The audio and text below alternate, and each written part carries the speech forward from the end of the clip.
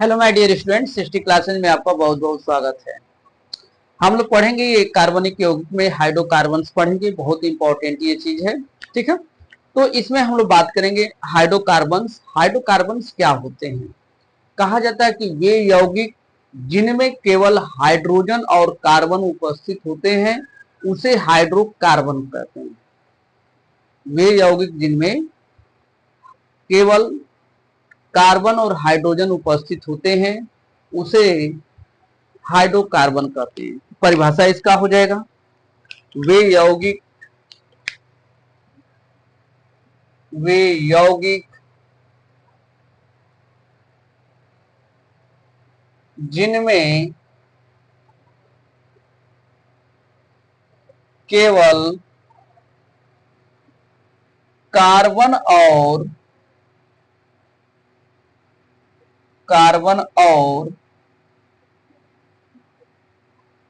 Hydrogen carbon और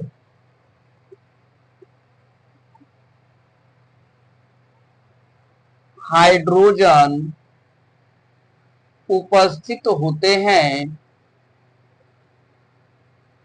उपस्थित होते हैं वे हाइड्रोकार्बन कहलाते हैं। हाइड्रोकार्बन कहलाते हैं। ठीक, ये परिभाषा हो गया इसका कि हाइड्रोकार्बन्स क्या होते हैं। कि वे यौगिक जिनमें केवल कार्बन और हाइड्रोजन उपस्थित होते हैं उसे हम हाइड्रोकार्बन कहते हैं। ठीक है, आपको यहां पर बात किया जाएगा कि हाइड्रोकार्बन कितने प्रकार के होते हैं। ठीक है, हाइड्रोकार्बन के प्रकार, हाइड्रोकार्बन के प्रकार, हाइड्रोकार्बन्स आपके दो प्रकार के होते हैं। कितने प्रकार के होते हैं? दो प्रकार के होते हैं। पहला होता है संतृप्त हाइड्रोकार्बन। संतृप्त हाइड्रोकार्बन।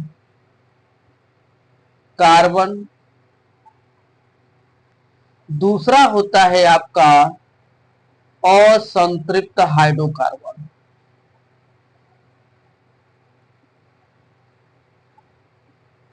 हाइड्रोकार्बन, ठीक, इसको स्टैंडर्ड हाइड्रोकार्बन कहते हैं, इसको अनस्टैंडर्ड हाइड्रोकार्बन कहा जाता है। तो इसमें बात की गई है कि इसमें जो हाइड्रोकार्बन के प्रकार में इसमें जो संतृप्त हाइड्रोकार्बन है, ठीक है, अब इसमें बात किया गया है कि इसमें जो आपके हाइड्रोकार्बन्स होते हैं इसमें जो है आपकी खुली एवं बंद श्रृंखला होती है। ठीक है, इनमें क्या होती है? इनमें जो है खुली एवं बंद श्रृंखला होती है।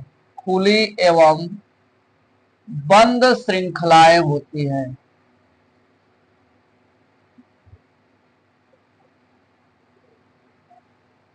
ध्यान दीजिएगा, इसमें क्या होती है?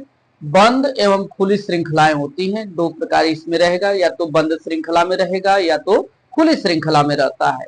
अब यहां पर देखिएगा कि आपको संतृप्त हाइड्रोकार्बन में, ठीक है, संतृप्त जो हाइड्रोकार्बन होता है, जैसे यहां पर हम लिखते हैं कि संतृप्त हाइड्रोकार्बन कितने प्रकार के होंगे? दो प्रकार के होंगे। यहां पर संतृप्त हाइड्रोकार्बन में आपको कह रहा है कि संतृप्त हाइड्रोकार्बन में केवल एकल बंध होता है। इसमें क्या होता है? केवल एकल बंध होता है। एकल बंध होता है। ध्यान दीजिएगा, एकदम शार्ट में, एकदम फैक्ट टू फैक्ट बताया जा रहा है। और असंतृप्त हाइड्रोकार्बन में डबल आबंध यानी कि द्वि आबंध, द्वि आबंध एवं त्रि आबंध होता है। ठीक है, यानी कि इसमें आपका सिंगल आबंध लगेगा। ठीक है, अब इसमें आपका डबल आबंध और ट्रिपल आबंध लगता है।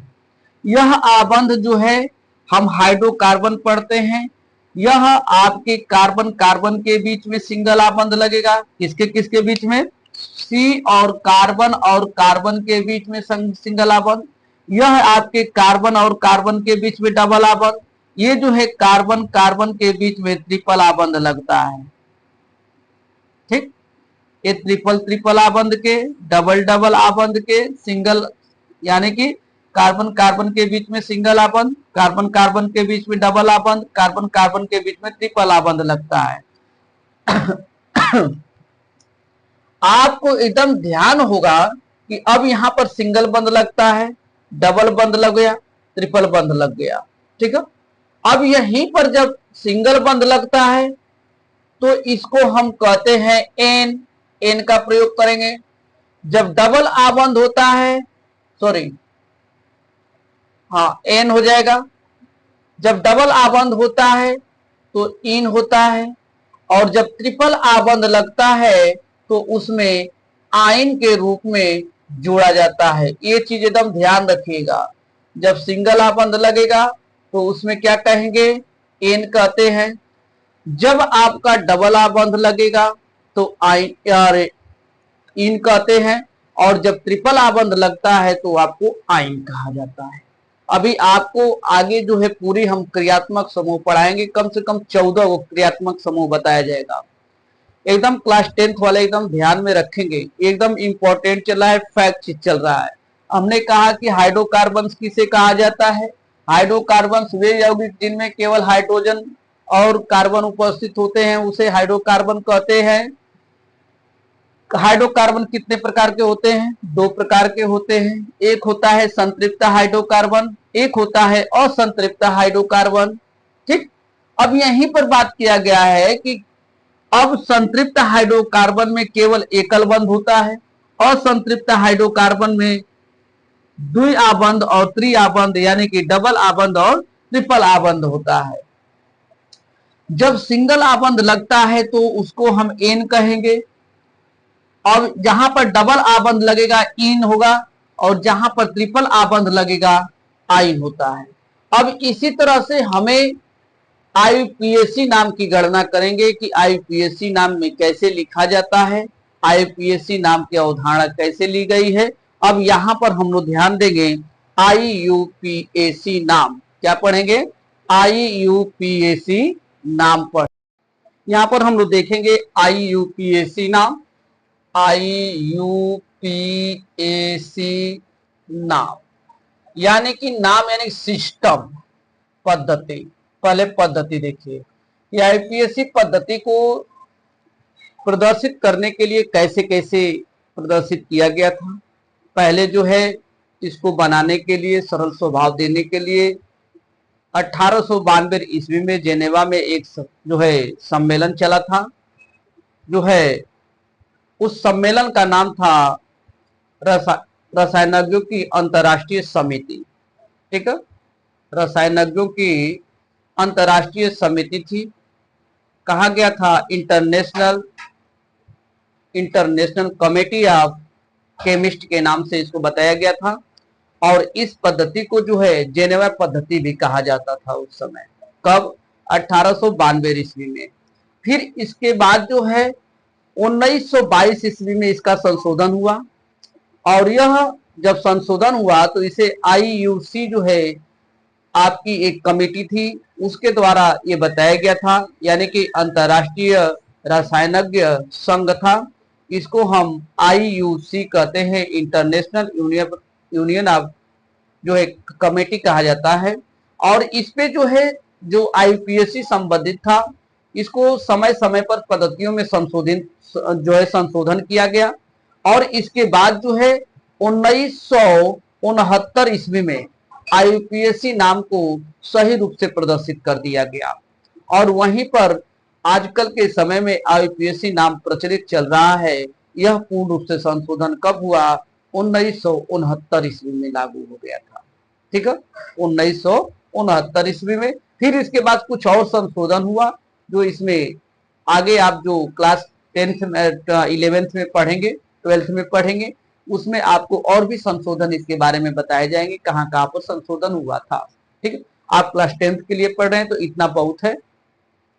तो यहाँ पर ध्यान रखिएगा, पहले जो है कब 1892 ईस्वी में कहां पर कमेटी बनी थी, जेनेवा में कमेटी बनी थी, और इसको जो है कार्बनिक यौगिकों को सरल क्रमबद्ध देने के लिए सर्वप्रथम 1892 ईस्वी में जेनेवा में रसायनज्ञों की अंतर्राष्ट्रीय समिति बनाई गई, और इस पद्धति को हम जेनेवा पद्धति कहते हैं। इस पद्धति को क्या कहते हैं, जेनेवा पद्धति कहते हैं। और फिर 1922 ईस्वी में संशोधन हुआ, जो कमिटी था आईयूसी के से हुआ। फिर इसके बाद जो तीसरा संशोधन हुआ 1969 ईस्वी में संशोधन हुआ, और वहीं से आपके आईयूपीएसी नाम को प्रचलित कर दिया गया। ठीक, समझ में आ गया। और आईयूपीएसी का नाम होता है international union of pure and applied chemistry होता है। अब यहीं पर हम लोग को इस सिस्टम को पढ़ना है। इसी सिस्टम में आपको पहले हम पढ़ेंगे कार्बनों की श्रृंखला का मूल शब्द पढ़ेंगे। कार्बनिक श्रृंखला का मूल शब्द, पहले कार्बनिक श्रृंखला को, कार्बन को कैसे कैसे रखा गया था और उसका नामकरण किस प्रकार से किया गया था। तो यहाँ पर आप लोग को ध्यान देना है, जैसे कार्बन है, यहाँ पर आपको C1 है कार्बन, ठीक है, एक कार्बन C1 होता है, तो इसको हम कहते हैं बालक मेथ कहा जाता है। एक कार्बन रहेगा तो उसको हम मेथ कहेंगे, और 2 कार्बन रहेगा तो इसको हम कहते हैं एथ कहते हैं। अगर 3 कार्बन रहेगा तो इसे हम प्रोप कहते हैं। ध्यान से देखिएगा, यही अगर याद रहेगा आप लोग को तो समझ जाए कि आपको केमिस्ट्री 11th और 12th सेकेंड पेपर आपको एकदम बादशाह बना देगा, अगर ध्यान से अगर पढ़े रहेंगे तब। ठीक है, अगर C4 है, C4 हो गया तो इसको हम कहते हैं बालक ब्यूट कहा जाता है। यहाँ पर C5 है तो इसको हम पेंट कहते हैं, क्या कहेंगे, पेंट कहते हैं। C आपका 6 रहेगा तो इसको हेक्स कहा जाता है, और C7 रहेगा तो इसको हम हेप्ट कहते हैं। C8 रहता है तो इसको हम ऑक्ट कहते हैं। C9 है तो इसको हम नोन कहेंगे। C10 रहेगा तो इसको हम डेक कहते हैं।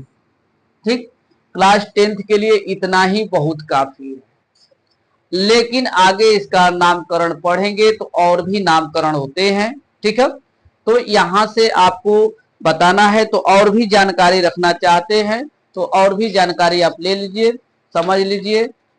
फिर इसको C11 रहता है, ठीक है, यहाँ पर C11 रहेगा, C12 रहता है, ठीक है, C12 हो गया। अब यहां से C12 11 तक आपको दिखाई देगा, ठीक है। C11 रहता है तो इसको हम अनडेक कहते हैं, इसको क्या कहेंगे बालक, अनडेक कहते हैं, ठीक है।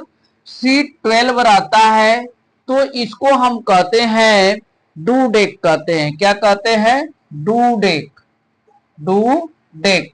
C13 रहता है तो इसको हम कहते हैं ट्राई डेक कहते हैं, क्या कहेंगे, ट्राई डेक, इसको हम ट्राई डेक कहते हैं। और C14 रहेगा तो इसको क्या कहेंगे, आप लोग थोड़ा सा बताइए, इसको हम टेट्रा डेक कहते हैं, इसको क्या कहेंगे, टेट्रा डेक कहते हैं, ठीक। C15 रहेगा तो इसको हम पेंटाडेक कहते हैं, क्या कहेंगे, पेंटाडेक। इसी तरह से आपको आगे की तरफ ये बढ़ता रहेगा। यह है आपके कार्बन के मूल शब्द होते हैं, यहां से आपको याद रखना रहेगा। अब यहीं से हम लोग का चालू होगा आईयूपीएसी नामकरण, क्या चालू होगा, आईयूपीएसी नामकरण।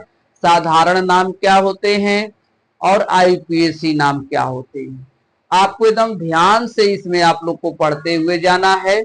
अब इसमें बात किया गया था, यहाँ पर देखिए, अब यहाँ पर एन इन आइन की बात किए थे। जब एन के लिए फार्मूला लगता है तो इसका फार्मूला ध्यान से देखिएगा, होता है CnH2n+2 होता है बालक। आपको एल्केन के लिए फार्मूला पूछा जाएगा तो CnH2n+2 होता है। इसके बाद इसके लिए अगर पूछा जाएगा तो आपका हो जाएगा CnH2n होता है। किसके लिए? इन के लिए जब फार्मूला लगेगा तो CnH2n होता है, और आइन के लिए फार्मूला लगाएंगे तो उसके लिए होता है CnH2n माइनस 2 होता है। ठीक है, यहां से ये फार्मूला आपको एकदम ध्यान रखना है। ये तीनों फार्मूला क्लास 10th में पूछे जाते हैं बहुविकल्पी प्रश्न में, कि इनमें से एल्केन का फार्मूला क्या होता है। इनमें से एल्केन का फार्मूला क्या होता है? CnH2n+2 होता है, फिर इसके बाद जो है CnH2n होता है, फिर इसके बाद CnH2n+-2 होता है। अब यहां पर आप लोग को ध्यान देना है कि IUPAC नामकरण कैसे किए जाएंगे। ठीक है, अब यहां पर IUPAC देखने के लिए आप लोग को दिमाग में आप रखना पड़ेगा कि कैसे कैसे आप लोग को पढ़ना रहेगा। ठीक है, तो IUPAC नाम के लिए आपको इतना ये जो होता है इसको पहले आपको एकदम ध्यान से याद रखना रहेगा। पहले तो दिमाग में रखना है, ठीक है, कि हाइड्रोकार्बन किसे कहते हैं। ठीक है, हाइड्रोकार्बन किसे कहते हैं, तो दिमाग में रहना चाहिए कि जिस यौगिक में, चाहे वे यौगिक में केवल हाइड्रोजन और कार्बन, चाहे कार्बन और हाइड्रोजन उपस्थित होते हैं, हाइड्रोजन और कार्बन उपस्थित होते हैं, उसे कहते हैं हाइड्रोकार्बन कहते हैं। हाइड्रोकार्बन कितने प्रकार के? 2 प्रकार के। एक होता है संतृप्त हाइड्रोकार्बन, एक होता है असंतृप्त हाइड्रोकार्बन। और संतृप्त हाइड्रोकार्बन में केवल एकल बंध होता है, असंतृप्त हाइड्रोकार्बन में डबल बंध और ट्रिपल बंध होता है। हाइड्रोकार्बन में आपकी खुली श्रृंखला एवं बंद श्रृंखलाएं दोनों बनती हैं। ठीक, समझ में आ गया। अब यहीं पर आपको दे दिया गया है कि इसका जो है सिंगल आबंध लगेगा तो उसको हम एन कहते हैं। एन का फार्मूला होता है CnH2n+2 होता है। अब जब डबल आबंध लगता है तो इसमें इन होता है, तो CnH2n इसका फार्मूला होता है। जब ट्रिपल आबंध लगता है तो उसको हम आइन कहते हैं। उस यहाँ पर इसका फार्मूला होता है CnH2n-2 होता है। यहां से जब पढ़ेंगे तो यहां से हाइड्रोकार्बन के सूत्र निर्माण होते हैं। ठीक है, इसमें से हाइड्रोकार्बन के सूत्र निर्माण होते हैं। उसके साथ में आपका लगता है क्रियात्मक समूह। आपकी क्रियात्मक समूह में क्या क्या लगेगा? OH लगेगा। ठीक है, OH लग सकता है, COOH लग सकता है, CHO लग सकता है, NH2 लग सकता है। ठीक है, फिर आपको N2O और NO2 भी लग सकता है। इसके बाद जो है आपके हाइड्रोजन फॉर्म लग सकता है, जिसमें हेलो क्लोरो, हेलो फ्लोरो, हेलो ब्रोमो, हेलो आइडो, ये आपके 4 फॉर्म रहते हैं, उसमें बताया जाता है।